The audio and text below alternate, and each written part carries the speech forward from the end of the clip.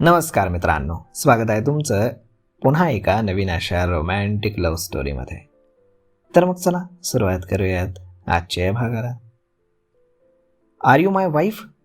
तिचा ब्लँक झालेला चेहरा पाहून त्यानं तोच प्रश्न पुन्हा इंग्लिशमध्ये विचारला. येस, तिनं होमध्ये उत्तर दिलं आणि इथेच तिची सगळ्यात मोठी चूक झाली. तिनं उत्तर दिलं खरं, पण ते तिला लगेचच स्वतःलाच खटकलं.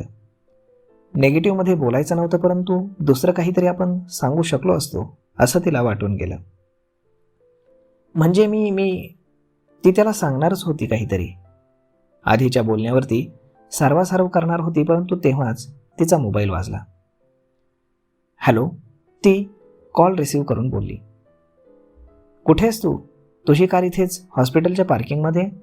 तू अजून घरी नाही गेलीस? समोरून ऋषीचा थोडासा वैतागलेला आवाज ऐकू आला तिला. अरे जातच होते. गिरिजा कमीत कमी शब्दात उत्तर देऊन फोन कट करण्याच्या प्रयत्नात होती, कारण आत्ताच या व्यक्तीला शुद्ध आली होती आणि त्याच्यावर लक्ष देणं जास्त गरजेचं होतं. कधी? गिरिजा प्लीज घरी जा. माझ्या ज्युनियरनं तुला लिफ्टमध्ये पाहिलं आत्ताच. तू कोणाला शोधण्याचा प्रयत्न करत असशील तर काही उपयोग नाही. मी तुला आधीच सांगितलंय त्याला शिफ्ट केलं इथून म्हणून. तो इथे नाही आहे, ऋषी बोलला. त्याला तिचा स्वभाव माहीत होता. ती खूपच चिवट होती, म्हणजे एखाद्या गोष्टीला चिटकून बसायची जोपर्यंत तिच्या मनाचं समाधान होत नाही तोपर्यंत. हो कळलं मला, मी ठीक आहे, ठेवते आता. गिरिजानं तिच्या डोळ्यांपुढे असलेल्या त्या पेशंटसमोर जास्त बोलणं टाळलं आणि स्वतःच फोन कट केला. तिला लगेचच रियाला कॉल करून कळवावं लागणार होतं आणि त्याआधी डॉक्टरांना बोलवायचं होतं. ती नवीन होती, जास्त एक्सपिरियन्स नव्हता, तेही एवढ्या कॉम्प्लिकेटेड केसचा तर नाहीच. तुम मराठी लडकी हो? आत्ताच शुद्धीत आलेल्या पेशंटनं गिरिजाला विचारलं. तिचं ऋषीसोबतचं बोलणं त्यानं व्यवस्थित ऐकलं होतं आणि ती मराठी बोलत होती. जी, गिरिजा बोलली. तिला नव्हतं माहिती की त्याला मराठी येतं की नाही ते, पण त्यानं हिंदीमधून विचारलं म्हणून तिनं सुद्धा उत्तर हिंदीमधूनच दिलं. हम अभी कहाँ हैं? ये कौन सी जगह है? त्या व्यक्तीने बेडवरनं उठण्याचा प्रयत्न करत गिरिजाला विचारलं. त्याच्या बोलण्यामध्ये सहजता होती. अर्थातच ती बायको आहे असं गृहीत धरूनच तो बोलत असेल. प्लीज लेटे रहिये.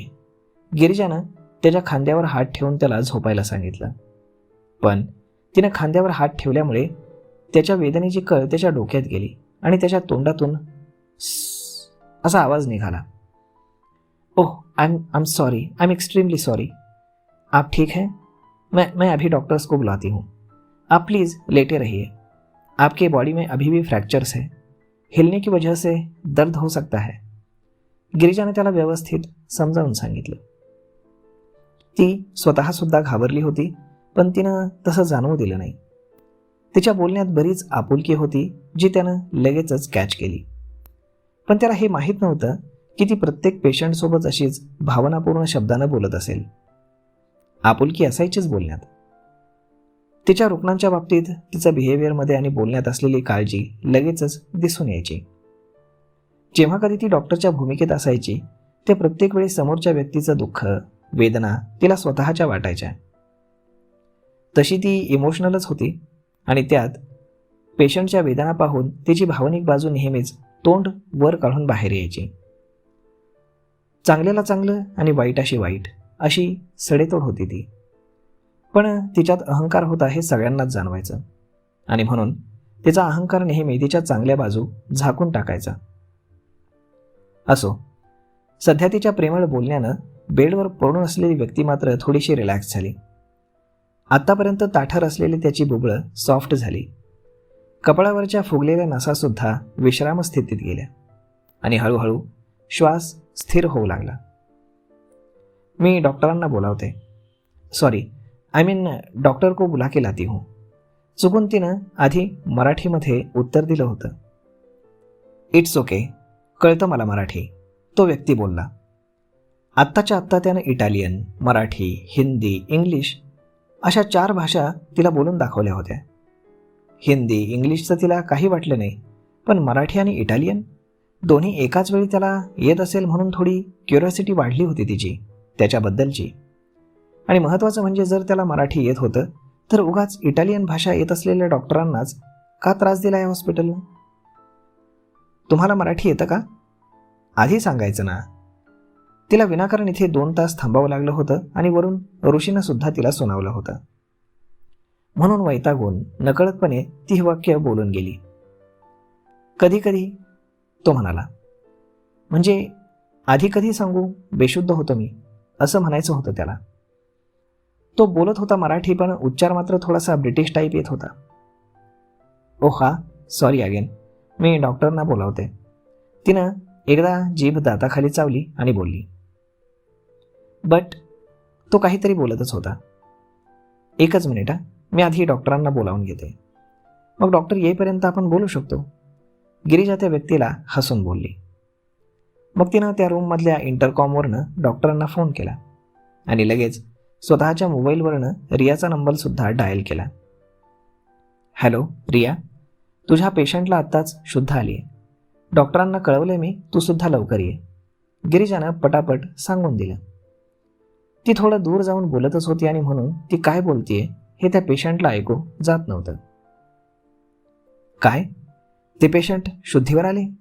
शिट, डॉक्टर येण्याच्या आत निघ तिथून तू, नाहीतर मी कशी निघून गेले म्हणून मला बोलणे ऐकावी लागतील, रिया घाईघाईमध्ये बोलली. ते तुला आधी कळायला हवं होतं ना, गिरिजा डोळे गोल फिरवून बोलली. मला काय माहीत या 2-3 तासात तो पेशंट शुद्धीवर येईल म्हणून. तू निघ आधी तिथून, मी पोहोचतेच, रिया बोलली.